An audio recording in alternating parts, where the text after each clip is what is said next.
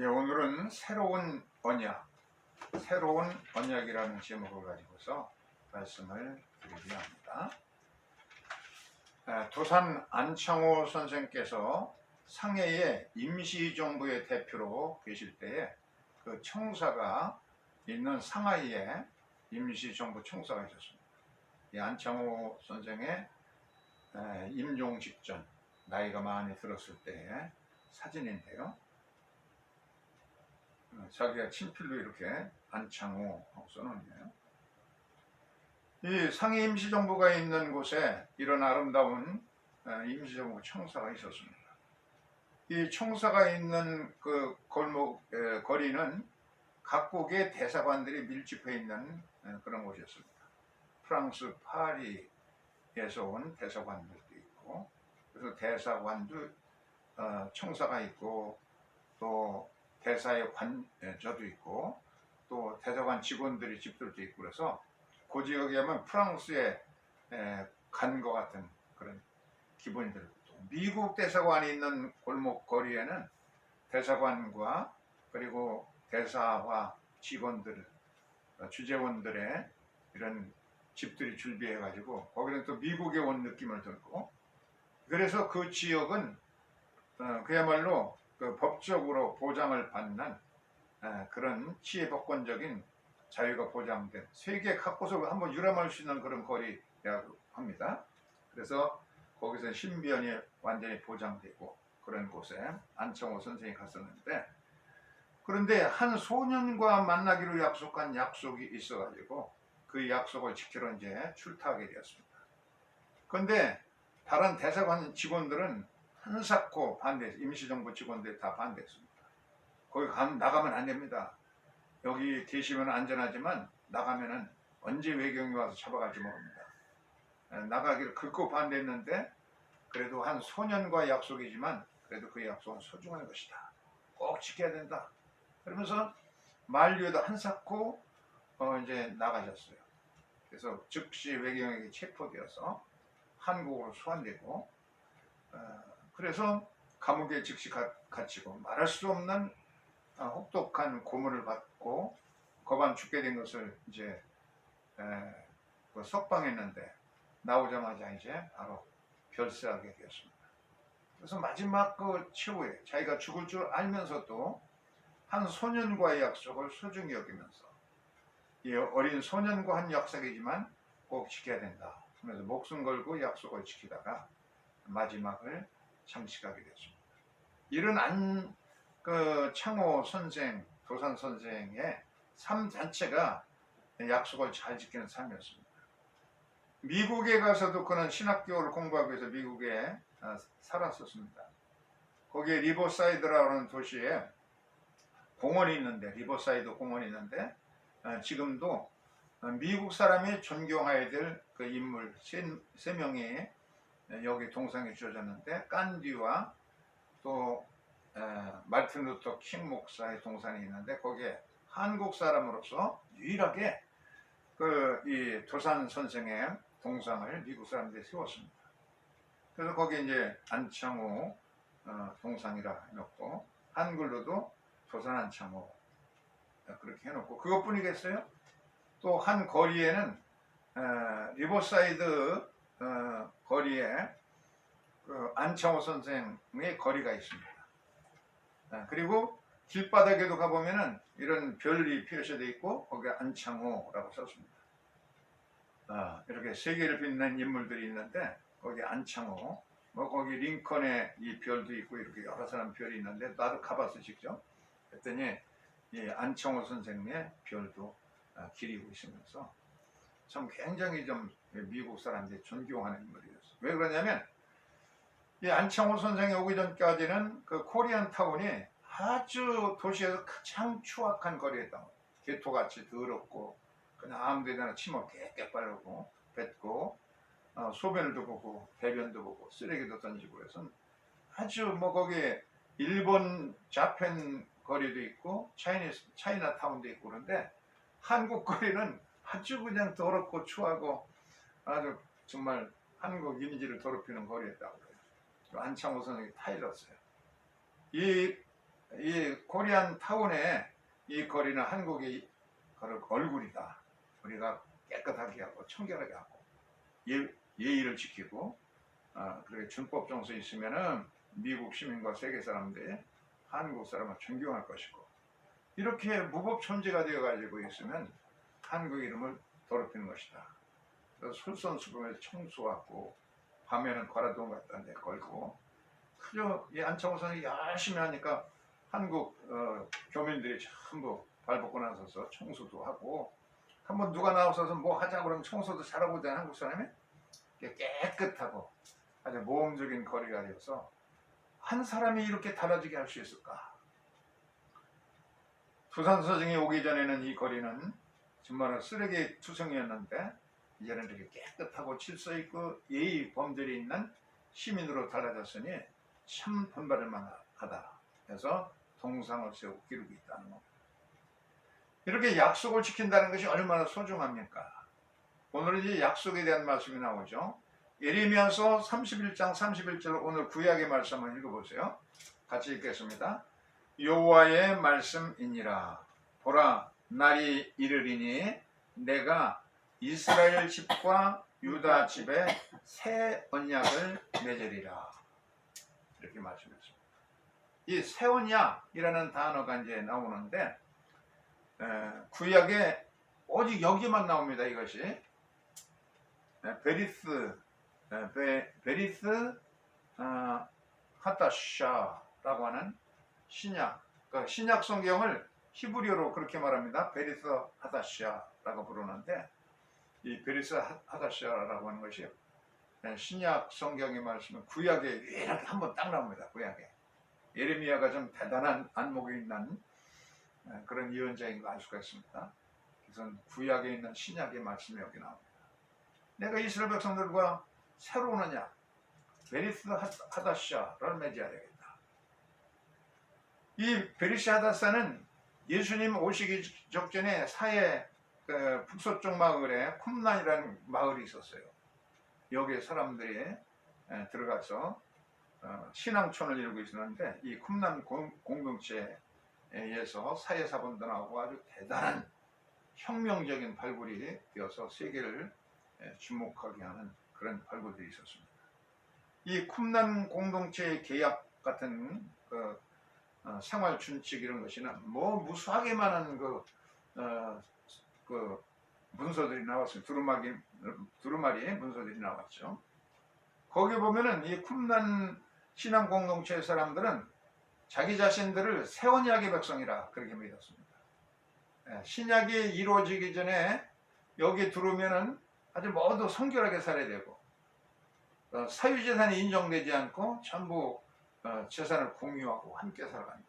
성결하고 재산을 공유하고. 예루살렘 공동체가 벌써 여기서 이루어진 겁니다. 이 특별한 것인데, 구약에는 베리스 하면 뭐냐면 할례를 지칭했습니다. 랍비들도 할례를 소중히 여기고 율법을 지키는 것이 바로 구약의 언약의 백성이다. 그렇게 믿었는데, 오직 쿰란 공동, 예수님 오시기 전 직전에 있었던 이 신앙 공동체에서 이 예루살렘 신앙 공동체, 신년 공동체, 모든 재산을 헌납하고 이렇게 함께 살아가는 그 유무상통의 공동체가 쿰란에서 이루어졌어요. 그래서 자기들을 새로운 언약의 백성이다 그렇게 불렀던 겁니다. 신약이 벌써 여기서 이루어졌습니다. 이 신약의 말씀은 십자가로 성취된 예수의 피의 언약입니다. 그리고 신약 성경에 와서는 이 신약이라는 말이 여러 번 쓰였어요. 8번, 전부 내가 쉬어보니까 8번 이렇게 베리스 하다샤라는 단어가 8번이나 나옵니다. 예수의 피로서 새로운 언약이 맺어진 그런 것이 이제 교회가 된 겁니다. 구약은 행위를 지킴으로써 돌판에 새겨졌지만, 신약은 새로운 언약으로 우리의 마음판에 성령으로 새겨졌다는 겁니다. 공자의 그 제자 가운데 증자라는 사람이 있었는데, 증자의 아내가 그러는 시장을 가려고 하는데, 그 아들이, 그 어린 아이가 엄마의 치마대처럼 붙잡고 엄마 나도 따라갈래? 따라가는 울면서 보채는 겁니다.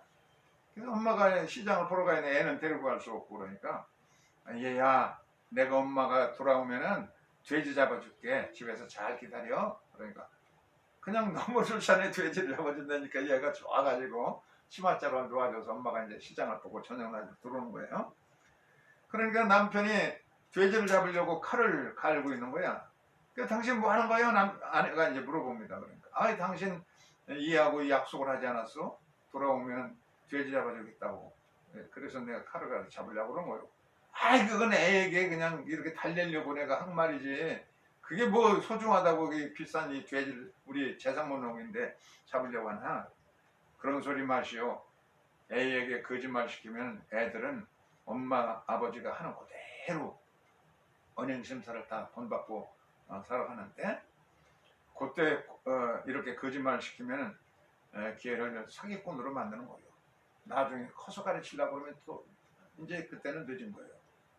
그래서 할 수 없이 남편을 도와가지고 돼지를 잡아서 이제 맛있게 먹었다고 하는 얘기 있어요. 그래서 그 다음에는 어떻게 됐느냐, 증자가 어느 날 밤중에 갑작스럽게 죽간이라는 게 뭐냐면 대나무로 되어 있는 책입니다. 그 당시엔 종이가 없으니까 죽간을 들고 그냥 대프사 나가는 거예요. 너 왜 그렇게 어디로 가냐 그랬더니 아우 내 친구네 집에서 이 죽간을 빌려왔는데 오늘까지 돌려주기로 했는데 내가 깜빡 잊고 잠자려고 그랬다고. 그 만약에 내가 안 돌아주면은 나 거짓말쟁이가 되는 거 아니겠어요? 그러면서 그냥 달려가려고 그러는 거래. 그래서 갖다 오라. 네. 그 돼지를 잡아오면서 애를 바로 잡아준 거야. 그게 거짓말로다가 그냥 이렇게 위기를 넘긴다고 그러면 얘도 그대로 따라가지고 사기꾼이 되고 거짓말쟁이가 되는 겁니다. 그래서 증자가 자기 아내를 호통치면서 어려서 애들을 본받도록 언행심사 조심하였지.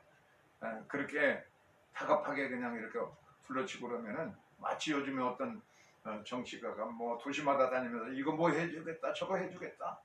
그래서 자기는 자기 가족들 명품 받은 것도 그냥 감춰주고 그냥 그것 때문에 그냥 뭐 대사로 누굴 도외고 빨리 빼돌리고 하는 그런 일이 절대로 국민이 안 속아요.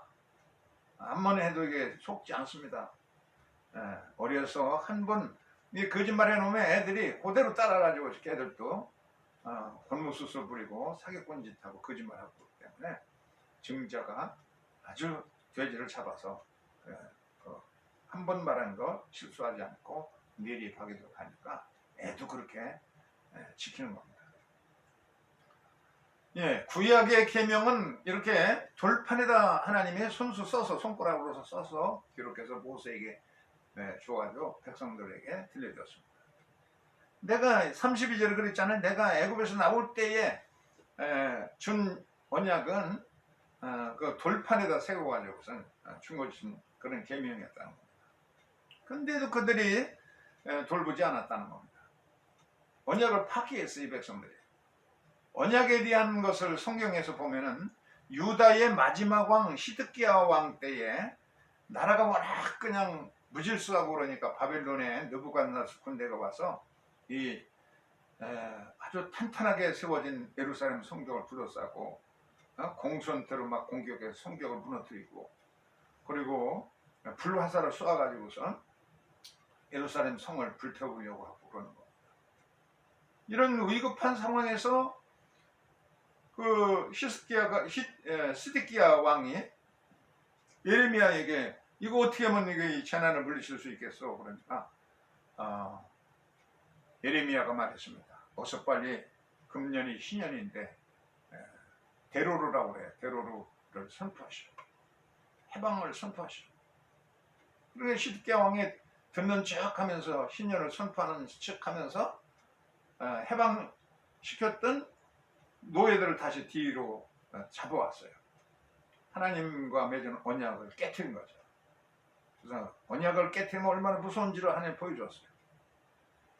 이 바벨론의 군대가 이 성벽을 뚫고 들어가서 도망가는 시드기야를 잡아서 두 눈을 뽑고 쇠사슬에 묶여가지고 바벨론으로 왕족들과 귀족들 다 끌고 간 백성들.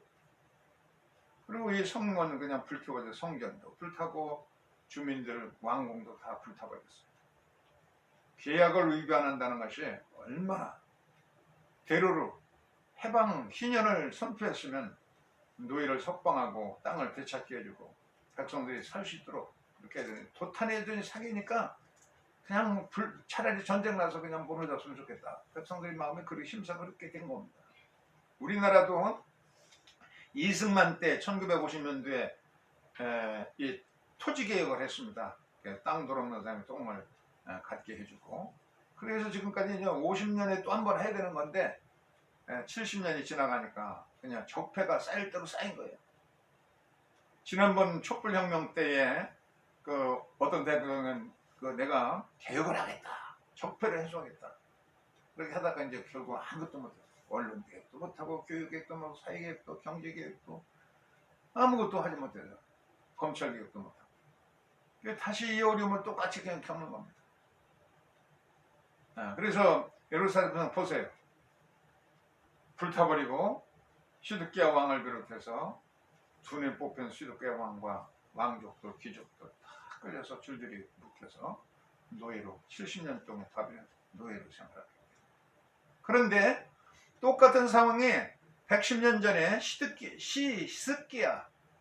히스기야 왕 때 똑같이 생겼습니다. 이때에는 아수르의 산느리베 군대가 뭐 그냥 두로, 시돈, 뭐 할 것 없이 뭐 두 번 담에 썩이며 전부 그냥 모조리 정복하고 이제 예루살렘을 정복하기 왔습니다. 그래서 예루살렘은 정말 도관이 된 지 같은 형편이 되었습니다. 그때에 히스기야는 울면서 이사야 선지자에게 물었습니다. 어떻게 하면 우리가 이 조국을 살리겠소? 어떻게 하면 예루살렘은 살리겠소? 그러니까 이사야 선지자가 희년을 당장 오늘 희년이 다가오는데 희년을 선포하시오.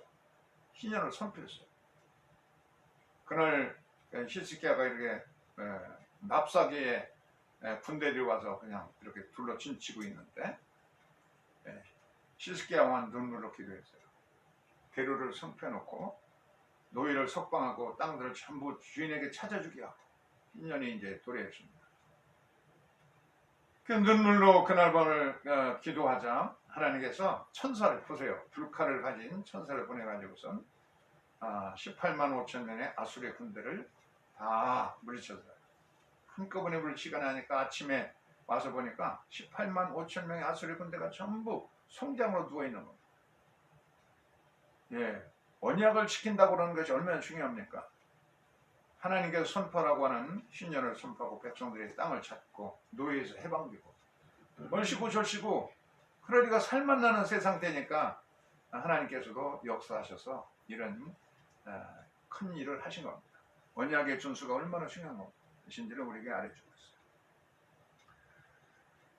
있어요. 33절 예레미야 31장 33절 빨간 글씨로 되어 있는 이 말씀 한번 다 같이 읽어보세요. 시작. 그러나 그날 후에 내가 이스라엘 집과 맺을 언약은 이러하니 곧 내가 나의 법을 그들의 속에 두며 그들의 마음에 기록하여 나는 그들의 하나님이 되고 그들은 내 백성이 될 것이라. 여호와의 말씀이니라. 네. 지금 모세를 통해서 십계명을 돌판을 주면서 맺을 때에도 나는 그들이 하나님이 되고 그들은 나의 백성이 될 것이다. 하나님의 세굴라 특권층이 되도록 이 백성들을 제사장과 왕과 같이 그렇게 세워주겠다는 것인데, 예레미야를 통해서 맺은 신약에도 보면 신약의 말씀은 똑같습니다. 그들은 나의 백성, 나는 그들의 하나님 되어서 그들을 정말로 제사장 백성 거룩한 민족으로 삼아주겠다는 거예요. 내용은 똑같은데 첫 번째 계명은 돌판에서 새겼더니 돌판이 깨지고 말았는데, 두 번째 계명을 보세요. 두 번째 계명은 너희들의 심장, 너희들의 심장에 성령으로 새겨주겠다는 겁니다. 그래서 성령으로 새겨준 계약은 뭡니까? 이 계명이 구약에는 613개입니다. 그것을 요약하면은 하나님 사랑과 이웃 사랑입니다. 그것은 이미 구약에도 있는 거예요. 근데 돌판에 새겨져서 깨트리고 종이에다 두루마리에다 새겨주면은 어떤 임금은 그걸 가위로 잘라서 불에 태웠잖아요. 그렇기 때문에 깨트려지지도 않고 또 불에 잘라서 태울 수도 없도록 우리의 가슴판에 심장에다가 새겨준 말씀, 경천 애인, 하나님을 사랑하고 이웃을 사랑하라. 이웃을 사랑함으로 하나님을 경외하라. 체험적으로 이 말씀을 지키도록 하기 위해서 이렇게 하나님, 나는 너희들이 하나님이 되고 너희들은 나의 소유 백성이 될 것이라 하는 것인데, 이 모세에게 주어진 것도 똑같은 거예요. 신약도 예수님도 똑같은 말씀을 하셨습니다. 이웃을 사랑함으로써 하나님을 경외하라. 34절 읽어보겠어요. 그들이 다시는 각기 이웃과 형제들을 가리켜 이르기를 너는 여호와를 알라 하지 아니하리니 이는 작은 자로부터 큰 자까지 나를 알기 때문이라. 내가 그들의 악행을 사하고 다시는 죄를 기억하지 아니하리라. 여호와의 말씀이니라. 다시는 여호와를 알아라 그렇게 말할 필요가 없다는 얘기예요. 알라 하는 거 야다인데, 알지 못하다는 건 뭐냐면 로야다입니다. 호세아 선지자는 내 백성이 지식이 여호와를 알지 못해서 로야다, 지식이 없어서 망한다 그랬습니다. 하나님을 섬기는 줄을 모르기 때문에 망해버렸어요. 내 백성이 암미 로야다, 지식이 없어서 망하고 말았다. 그런데 이제 신약에 와서는 여호와를 알아라 이렇게 알라 그렇게 타이르지 않아도 전부 안다는 거예요. 왜 그러냐면 성령의 시대이기 때문에 성령을 받아서 뜨겁게, 성령 보면 어떤 현상이 생기냐면은 자발적인 헌신이 생깁니다. 자원은 속에서부터 우리의 중심에 성령으로 새겨졌기 때문에 중심이 뜨거워서 그냥 자원에서 모든 것을 합니다. 헌금도 자원에서 하고 기도도 자원에서 하고, 누가 인정해 줄 필요가 없어. 이거 그냥 은밀하게 오른소리 하는 거 왼손이 모르도록 기도도 골방에다 기도하고 금식을 해도 티내지 않고, 이게 성령 받은 사람이 하는 속에서부터 우러나와서 하는 헌신입니다. 자발적으로 헌신하는 거예요. 그 자발적으로 할 뿐만 아니라 속에 있는 잠재력을 깨워주는 겁니다. 우리에게는 엄청난 그 잠재력이 있는데 이것이 그냥 숨겨져 있던 겁니다. 그런데 성령을 받으면은 이것이 속에 숨겨져 있는 그냥 놀라운 재능들이 막 솟구쳐 나오는 겁니다. 하나하나 개발해서 하나님을 위해서 이웃을 위해서 쓰게 되는 거예요. 그래서 이웃을 위해서 하늘에 썩는 미랄로 헌신하면은 내가 희생하면서 죽으면서까지도 헌신하게 되면은 그것을 통해서 하나님께서 기뻐하시고 이웃이 박수 쳐주고 그렇게 된다는 거예요. 이거 신약의 가르침이요. 예수의 오늘 신약의 말씀 보면 뭐라고 그랬냐면 요한복음 12장 23절에 하늘의 미랄이 땅에 떨어지지 않고 그대로 있으면 하나는 그대로 있지만은 그러나 그것이 땅에 떨어져서 희생해서 죽으면 많은 열매를 맺는다는 가르침이에요. 이게 이 신약의 가르침이에요. 보세요. 하늘의 미랄이 있는데 두 개의 미랄이 있어요. 그러나 하나는 그러면 너무 귀해가지고 이 깜깜한 보온통에다 그냥 밀폐해서 감춰놨어요. 너무 귀한 생명의 씨앗 아니에요? 근데 하나는 농부가 그것을 받아가지고 땅에다가 심었습니다. 그랬더니 하늘에서 봄비가 내리고 햇살이 돋으니까 싹이 나고 점점 더 하늘의 미랄은 죽었지만 싹이 나서 점점 더 커가지고 이렇게 알곡으로 거두어서 30배, 60배, 100배가 되어서 이 양식이 되면 아주 소중하게 자루에 넣어서 생명의 양식처럼 그냥 매 끼를 먹을 수가 있고, 양식 떨어지면 얼마나 애라파요. 하늘의 미랄이 썩어야만 이렇게 열매를 많이 맺는 것처럼 우리가 희생적인 삶을 살아야 이웃도 기뻐하고 하나님께서 기뻐하셔서 우리에게 복을 주시고 기도하는 것이 응답이 된다는 것이 이제 예수의 가르침, 새로운 언약의 정신인 겁니다. 여기에 한 좋은 일화가 있는데 이 인물은 하형록이라는 사람입니다. 이 사람은 그 아버지가 부산에서 목회를 했어요. 그래서 어디서 목회냐면 부산의 영포동에서 일단섬 영포동에서 목회를 하는 겁니다. 그래서 여기 남한자촌에서 나환자들과 함께 이제 14년을 목회하셨어요, 아버지가. 그래서 이 아이들도 이제 그 나환자들과 함께 살다 보니까 학교가 오고 가는 등하굣길에 애들이 그냥 돌아다니면서 야 저게 문둥이 간다, 문둥이 대장 간다 놀리면서 돌팔매를 던지는 겁니다. 그러다가 12살 때에 6학년 때에 아버지가 미국으로 이민 가게 되었어요. 아버지를 따라서 이제 미국을 가게 되었는데 펜실베니아 주에 가서 이제 미국 가니까 더 차별이 심해. 거기서는 인종차별, 동양 아이라고 그냥 그 인종차별하고, 또 가난하니까 빈곤 때문에 차별되고, 또 말이 안 통하니까 언어 장벽이 있고, 더 한국에서부터 문둥이촌에 사는 것보다 더 극심한 차별을 느꼈습니다.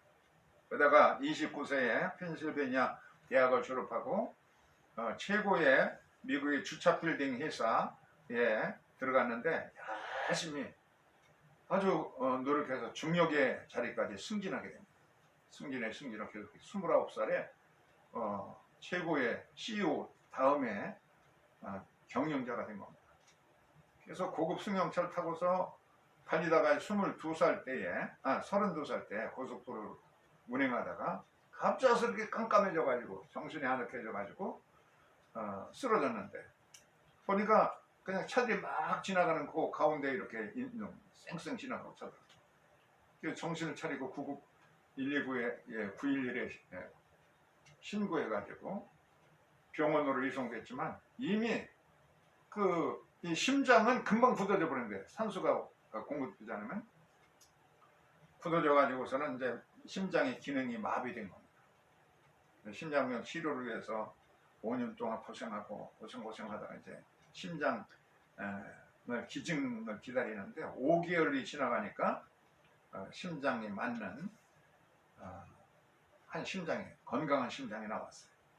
근데 바로 옆방에 한 위급한 여성 환자가 이제 들어왔는데 이 사람은 이제 이틀밖에 못 사는 거야. 그러니까 이 하영록은 목사의 아들 아니야. 그냥 늘 성경 말씀을 배웠기 때문에 나에게 주어진 이 심장을 저분에게 주십시오. 저 사람 위급하지 않습니까? 의사가 막 한사고 반대합니다. 너는 이 심장이 없으면 너도 죽어. 안 돼.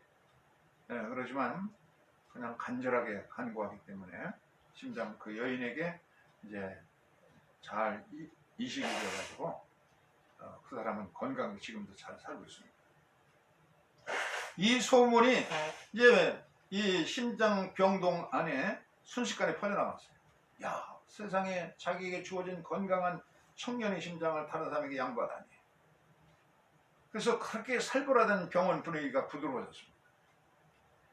이제 그 한 달을 기다려 가지고서 어떤 술주정뱅이의 심장이 왔는데 이건 너무 아주 못쓸 심장이기 때문에 이식해야 몇 달 못 살기 때문에 버려지는 심장이었는데 위급하니까 이것을 하영록이 이제 이식받고서 이제 퇴원했습니다.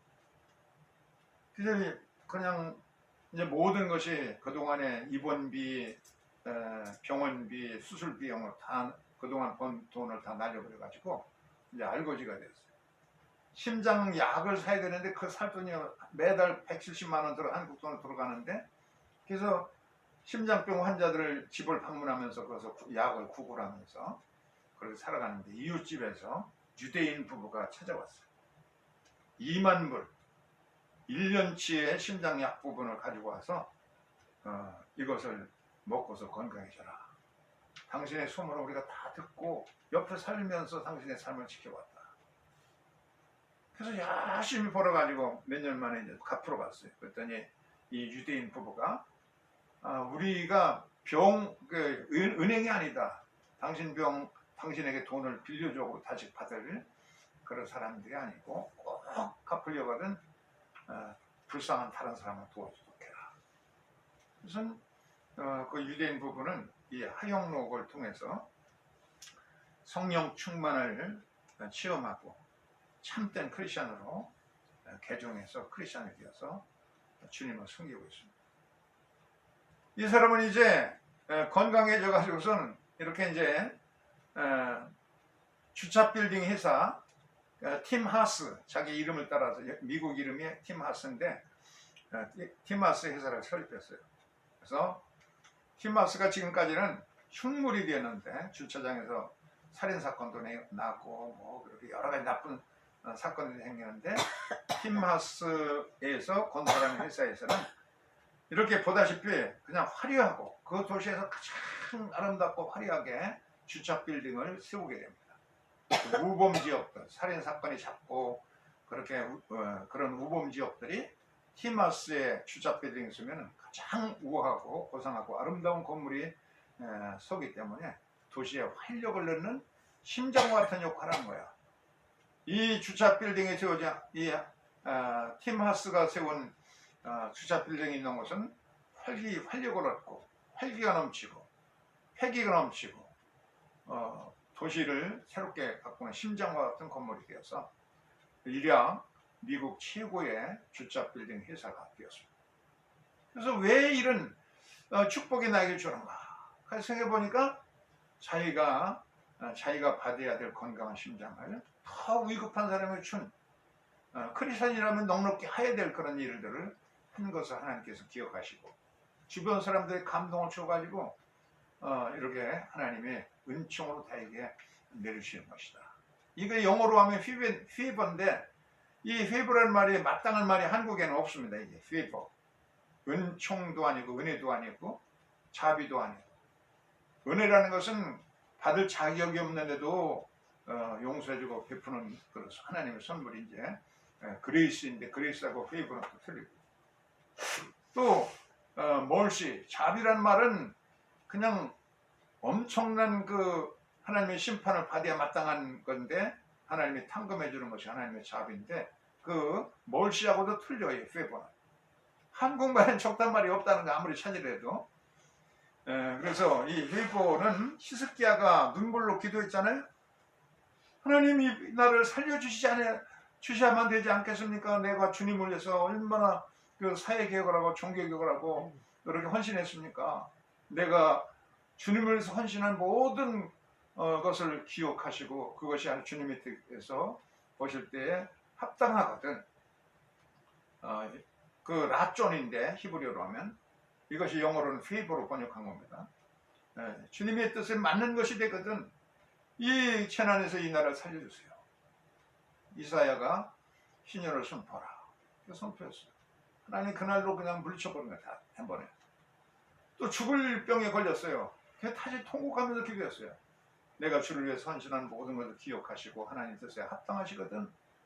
이 죽음을 물리치고 하나님의 자비를 용서를 불쌍히 여기시고 은총을 베풀어 주십시오. 우리의 기도가 상대되는 것 그게 바로 이제 우리의 그동안의 헌신들 희생적인 썩는 미랄로 사는 그런 것들이 하나님의 뜻에 맞는 것이 되어서 하나님의 뜻에 이루는 라존이 되어서 불쌍히 여김을 받고 은총을 받게 된 혜택을 받는 것.